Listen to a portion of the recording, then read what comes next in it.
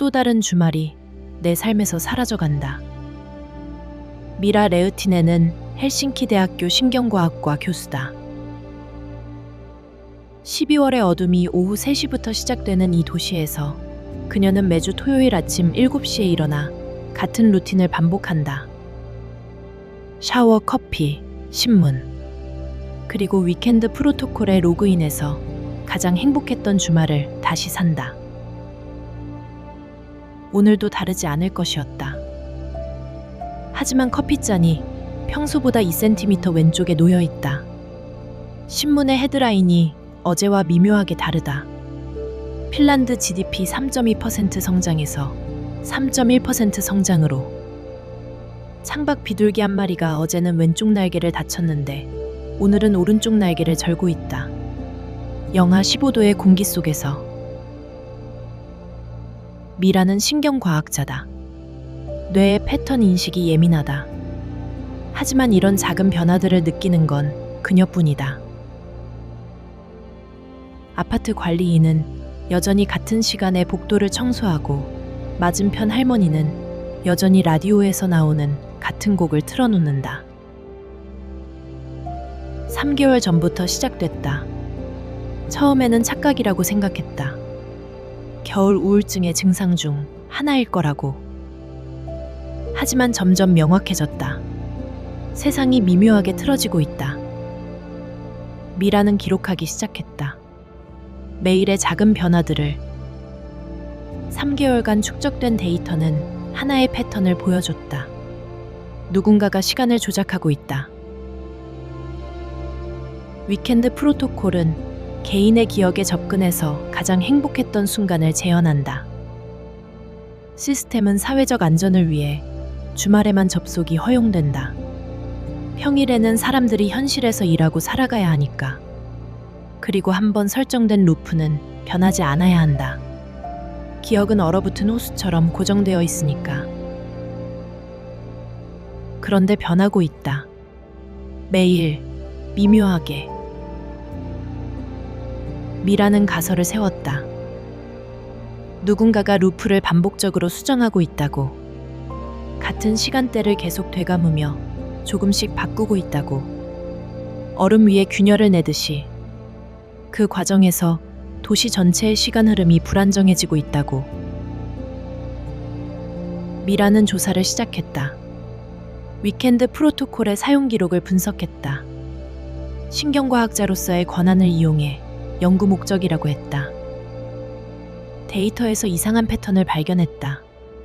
한 사용자의 접속 기록이 비정상적이었다. 일반 사용자들은 토요일과 일요일에만 접속하는데 이 사용자는 매일 접속했다. 월요일부터 금요일까지도. 하루에 여러 번. 때로는 같은 시간대를 수십 번 반복했다. 명백한 시스템 남용이었다. 사용자 아이디는 EC7439. 이선 콜이라는 이름이었다. 미라는 이선에 대해 조사했다. 33세, 건축가, 혼자 산다. 8개월 전까지는 클라라 니스트렘이라는 여자와 동거했다. 그녀가 떠난 후 위켄드 프로토콜 사용을 시작했다. 처음에는 정상적이었다. 주말마다 클라라와의 추억을 반복했다. 하지만 3개월 전부터 패턴이 변했다. 같은 루프를 계속 수정하기 시작했다. 완벽한 순간을 만들려고 하는 것처럼. 미라는 알았다. 이선이 루프를 남용하고 있다고. 그의 집착이 도시 전체의 시간 균형을 무너뜨리고 있다고. 지난주 화요일 헬싱키 중앙역에서 이상한 일이 일어났다. 같은 여자가 두 곳에서 동시에 목격됐다. 한 명은 1번 플랫폼에서 기차를 기다리고 있었고 다른 한 명은 3번 플랫폼에서 커피를 마시고 있었다. 목격자들은 혼란스러워했다. 목요일에는 시내 카페에서 건물이 순간적으로 사라졌다가 다시 나타나는 일이 있었다. 손님들은 갑자기 영화의 추위 속에 앉아있는 자신을 발견했다. 언론은 집단 환각이라고 보도했지만 미라는 알고 있었다. 시간 균열이 시작되고 있다는 것을. 미라는 이선을 직접 만나기로 했다. 그의 주소를 찾아서 아파트로 향했다. 칼리오 지구의 낡은 건물이었다. 1960년대에 지어진 회색 콘크리트 블록. 가는 길에 이상한 일이 일어났다. 같은 길을 걸어가는데 풍경이 미묘하게 바뀌었다. 어떤 상점의 간판이 핀란드어에서 영어로 바뀌었고 어떤 건물의 색깔이 노란색에서 빨간색으로 변했다. 하지만 사람들은 아무것도 눈치채지 못했다. 그들은 두꺼운 털모자를 쓰고 자신만의 세계에 빠져 있었다. 마침내 이선의 아파트에 도착했다. 13층짜리 회색 건물. 엘리베이터는 고장나 있었다. 미라는 계단을 올라갔다. 13층 1304호.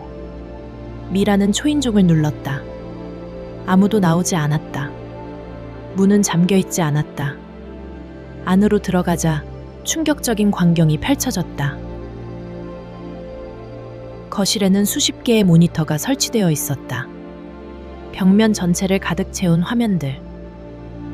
창문은 검은 종이로 가려져 있어서 바깥의 겨울 햇살이 전혀 들어오지 않았다. 모든 화면에서 같은 장면이 반복되고 있었다. 클라라와 이선이 공원에서 데이트하는 모습. 하지만 각 화면마다 미묘하게 달랐다. 어떤 화면에서는 클라라가 빨간 드레스를 입고 있었고 어떤 화면에서는 파란 드레스였다.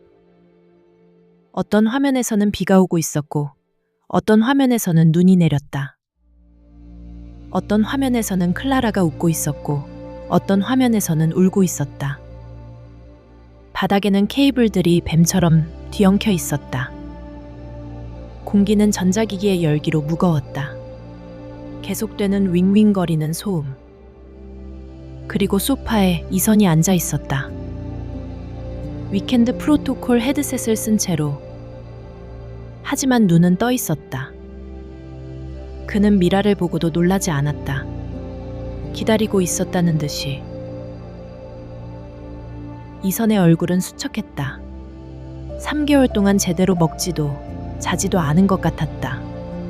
눈 밑에는 짙은 다크서클이 있었고 손은 계속 떨리고 있었다. 수십 개의 화면이 깜빡거렸다. 클라라의 수백 가지 버전이 동시에 웃고 울고 말하고 있었다. 소리는 없었지만 그 침묵이 더욱 섬뜩했다. 이선이 미라를 바라봤다. 그의 눈빛에는 광기와 절망이 뒤섞여 있었다. 그리고 천천히 입을 열어 드디어 왔다고, 미라 박사를 기다리고 있었다고 말했다.